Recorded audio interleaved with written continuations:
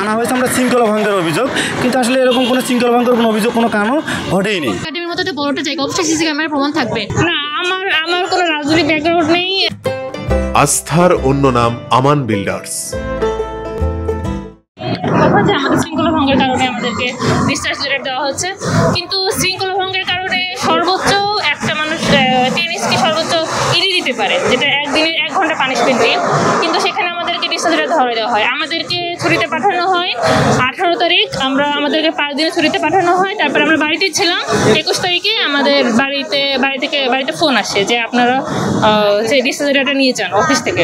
সরাসরি বলে নাই, তবে আমরা যে দেখি যে আমাদের হাতে ডিসচার্জ লেটার ধরায় দেয়। আমার বিরুদ্ধে অভিযোগ ছিল আমি পাসিং আউট প্যারেডের যে সকালে যে নাস্তাটা দেওয়া হয়, এই নাস্তাটা আমি না খেয়ে আমি হইচই করি। না, আমার কোনো রাজনৈতিক ব্যাকগ্রাউন্ড নেই, আর আমি তো জগন্নাথ ইউনিভার্সিটি থেকে পড়াশোনা করেছি। তো আমার যদি এমন কিছু তাদেরকে মনে হয় তারা সেখানে ইনভেস্টিগেশন করুক। আমাদের এখানে মূল অবস্থানের কারণ হচ্ছে আমাদের 40তম ব্যাচ থেকে আমাদের 252 জন প্রথমে, এবং পরে 59 জন, পরে 3 জন, পরে 8 জন, মোট 321 জন ক্যাডেট সাব ইনস্ট্রাক্টরকে কোনো প্রসিডিউর লস ছাড়াই আমাদের ডিসচার্জ করা হয়।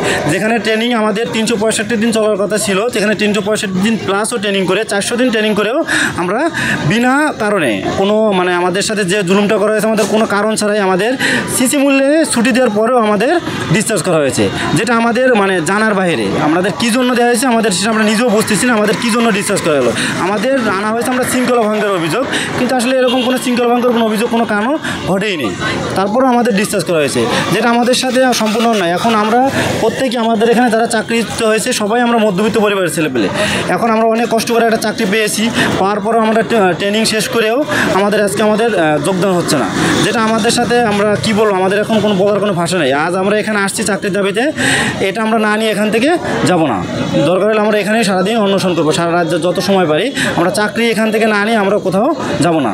আমরা নয় আমাদের মৃত্যু দেওয়া হোক, না আমাদের চাকরি আবার পুনরায় বহাল করা হোক।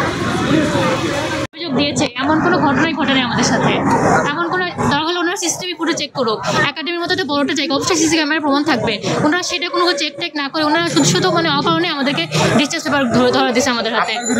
আমার অভিযোগ ছিল যে আমি নাস্তা না খেয়ে হইচই করছি, এই জন্য আমাকে ডিসচার্জ করা হয়েছে।